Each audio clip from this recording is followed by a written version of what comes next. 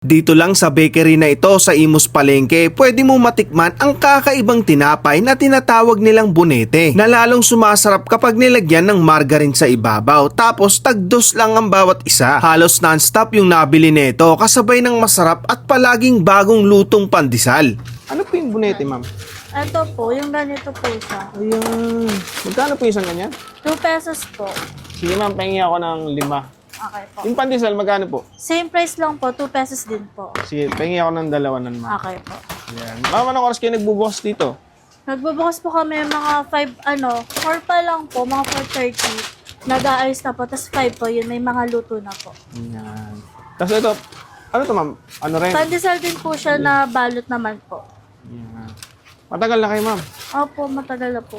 Address nyo ay Palengke ng Imus. Opo, sa ano po, gitna lang po siya ng Imus Market po. Imus Market.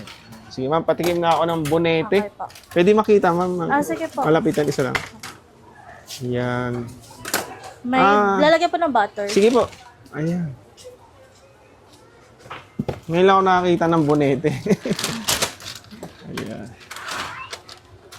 Tsaka po, sa pandesal po. So, ito na guys. Tikman na natin yung bonete dito sa may bakery sa may palengke ng Imus. Ito siya guys. Oh. Ayan.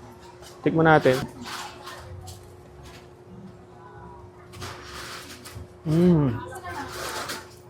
Ang pakalambot.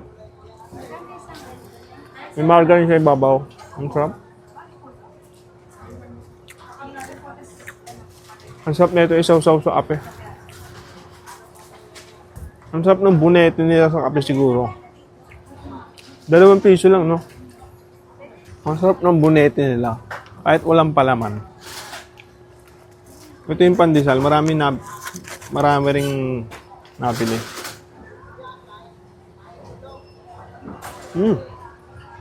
Ang lambot din ang pandesal nila. Ito na kayo guys. Dito lang to sa may palengke ng Imus.